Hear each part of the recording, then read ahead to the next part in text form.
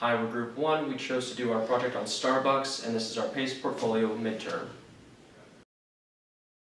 So Starbucks started in 1971 in a small store in Seattle, and in 2015, now Starbucks has more than 23,000 stores worldwide, and it generates more than 10 times the revenue of its closest competitor, making Starbucks have a large market share of the coffee retail business.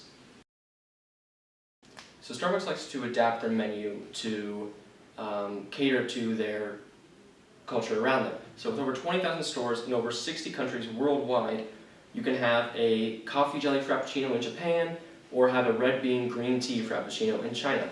Starbucks likes to switch it up to help cater to those around them. So here's a quote from the CEO. It says, "We remain highly respectful of the culture and traditions of the countries in which we do business.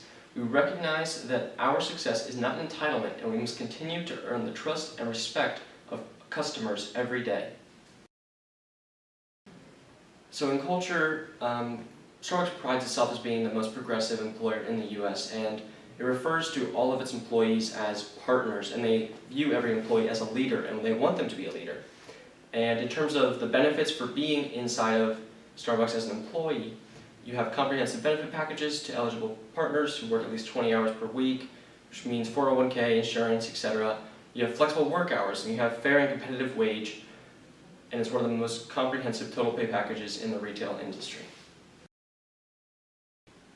Starbucks enjoys giving back to their community as well through community service. Throughout the year, their employers dedicate hours to helping others in local communities, and they encourage all partners to volunteer.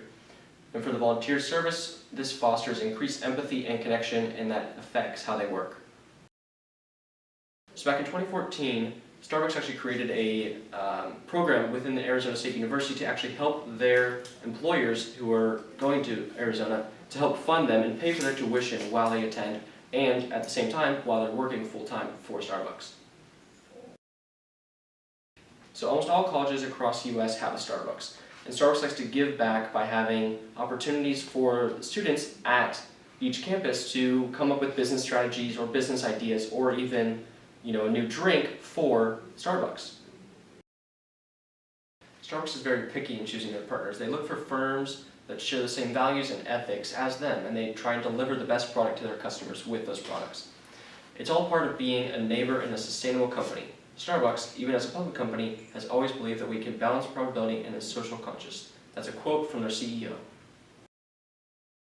So Starbucks has given back in a lot of ways, and one of the ways they give back is from coffee growing plants in Africa.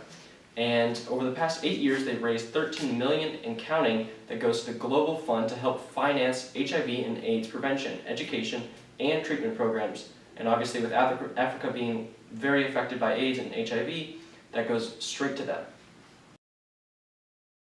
So Starbucks Foundation was created in 1997, and it's a program in the US and Canada, and it funds literacy within the communities in which coffee, tea, and cocoa are produced that Starbucks buys.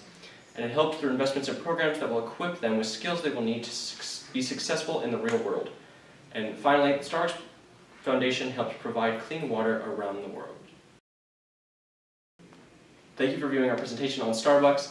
We hope you enjoyed, and this is our midterm PACE portfolio project.